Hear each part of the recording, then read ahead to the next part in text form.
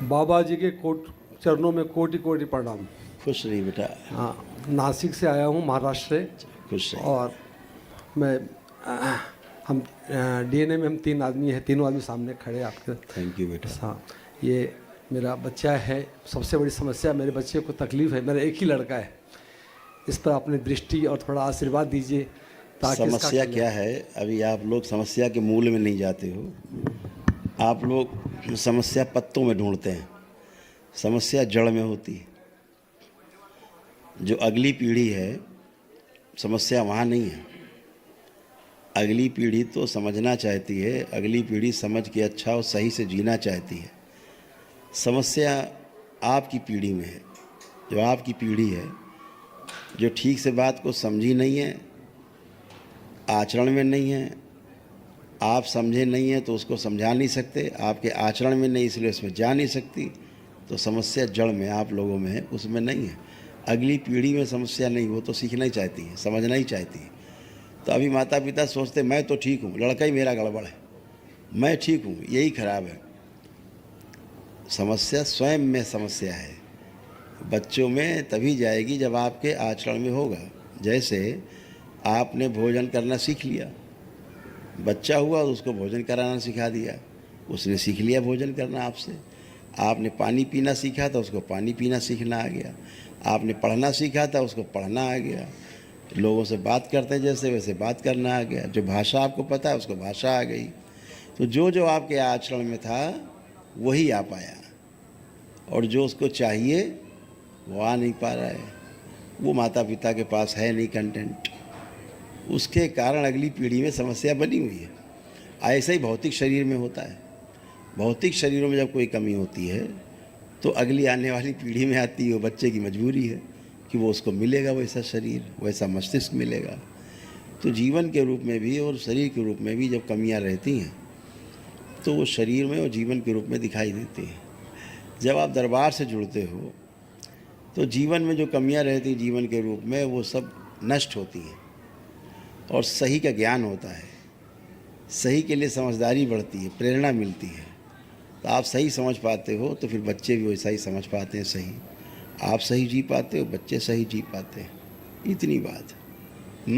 इसका जन्म 5.5 महीने में हो गया, इसके पूरा डेवलप नहीं हो पाया आपको। वही तो कह रहे हैं कि दोनों समस्याएं, शरीर रूप में भी, भौतिकता में भी और जीवन के रूप में भी, है ना।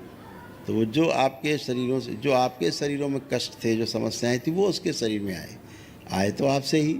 हाँ, वो तो है ना। ऐसे रहता है। तो अगर विवाह के पहले अगर व्यक्ति अपना वैदिक प्रक्रिया करके अपने डीएनए का शुद्धिकरण कर ले, परिवार के कुल का शुद्धिकरण कर ले, तो अगली जो संतान है वह स्वस्थ और सुंदर उत्पन्न हो। यही व्यवस्था है। यह भी एक संस्कार है, बड़ा संस्कार है। तो पितृ मुक्ति नहीं होती है तो ये समस्याएं अगली पीढ़ी में जाती हैं। यही है। तो यही संदेश रहता है सबको कि कोई भी विवाह करे तो पहले दरबार की प्रक्रिया जरूर कर ले, ताकि आपके घर में सुख शांति पहले से रहे, और जो नया परिवार में आपके सदस्य आने वाला है वो भी आराम से जी सके और कोई समस्या किसी को ना हो। तो सब अच्छा होगा। आप दरबार से जुड़े हैं तो सब अच्छा ही अच्छा होना है। सब अच्छा है। अभी इसके हड्डियों में इन्फेक्शन बहुत था, हड्डियों में भारी इन्फेक्शन था इसको, बहुत ज़्यादा। दूसरा हार्मोनल इम्बैलेंस, पागल बनाने वाली स्मृति, और लिम्फेटिक कैंसर बनाने की स्मृतियाँ बच्चे में थी। हड्डियों का भी कैंसर बनाने की स्मृतियाँ थी, जैसे बोन टीबी होती है, ऐसे इस तरह की चीज़ें अभी डेवलप हो चुकी हैं और बोन कैंसर की ओर बढ़ रहे थे। एंक्लोजिंग स्पॉन्डिलाइटिस की स्मृतियाँ भी थी, जैसे आगे धीरे धीरे झुकते जाना, यहाँ पे अकड़न जकड़न होती जाना, है ना, जकड़ जाना, पूरा बंधा बंधा फील करना, महसूस करना बच्चे को। ऐसे तमाम इसको समस्याएं पहले से बनी हुई थी। बोलने में समस्या, प्रॉपर जैसे बोलना चाहिए वैसे वो वाली भी समस्या, अटकन है। ब्रेन का विकास कम हुआ। स्पाइन भी इसकी थोड़ा सा कर्व है, स्पाइन भी कर्व हुई है, और दोनों पैर भी प्रॉपर नहीं है। इसके पैरों में हल्का सा टेढ़ापन है, पैरों में, ये भी इसकी प्रॉब्लम है। ये सब ब्रेन से है ना। तो दरबार से प्रार्थना संकल्प करते करते करते बहुत कुछ अच्छा होता है अपनी प्रार्थना संकल्प से। थोड़ा आशीर्वाद दे दें। हाँ, वही चीज़, यही तमाम सब चीज़ें हैं। अब बताते जाएंगे, बहुत समस्या है मेरे पास तो ढेरों चीज़ें लिखी हैं, हाँ, है ना। इससे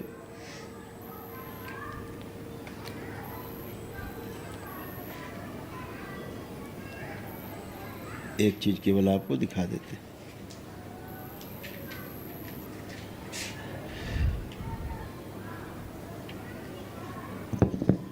मस्तिष्क का पूरा विकास नहीं हुआ था।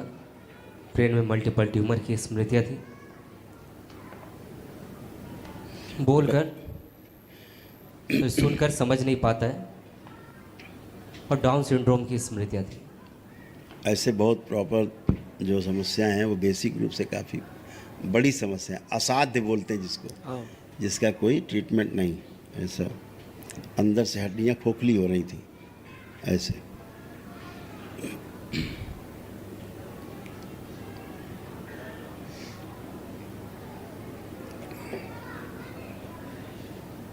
इस तरह से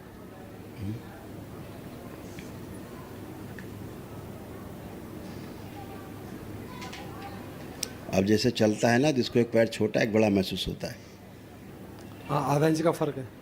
हाँ, ऐसे ये सारी समस्याएं सब ब्रेन से ही क्रिएट हुई। आप दोनों पति पत्नी हथेली पकड़ें एक दूसरे की, और बेटा आप ये आंखें बंद करो और हम लोग भी उनका अपने आप दोनों लोग अपने विवाह का समय ध्यान करें। प्रहार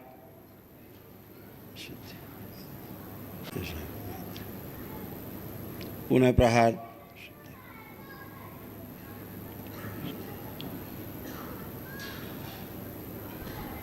त्रिपुर सुंदरी प्रहार,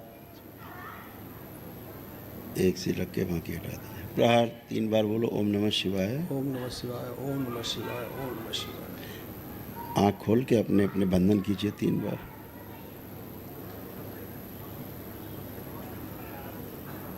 लेपन करना है इसको, है ना, लेपन बंद नहीं करना है, लंबे समय तक चलेगा थोड़ा, है ना, पेट पर और सिर पर। मेरा एक ही लड़का है, इसको आपको चरणों में आप संभालिए। वो तो हो ही गया, आप तो जब दरबार से जुड़ गए तो हो ही गया सब कुछ। संभालिए। दरबार से जुड़ गए तो सब हो ही गया।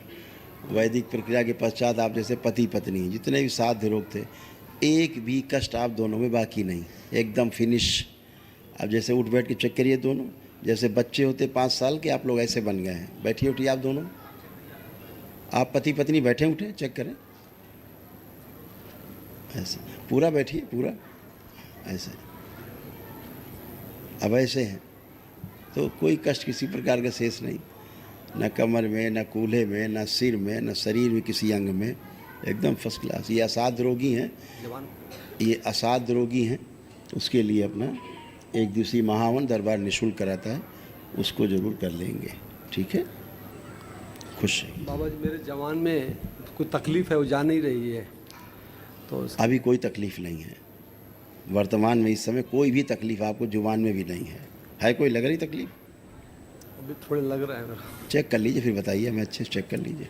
ये फुला हुआ है निकले सा। आप पहले चेक करें, हमको न बताएं, पहले चेक करें आप आंख बंद करके अच्छे से। अरे उंगली कहाँ डालना है भाई, अरे ऐसे चेक की जाती। समस्या तो वैसे ही पता लगती थी आपको बगैर छुए भी, बड़ी समस्या थी। है नॉर्मल? बहुत नॉर्मल है। हाँ ठीक।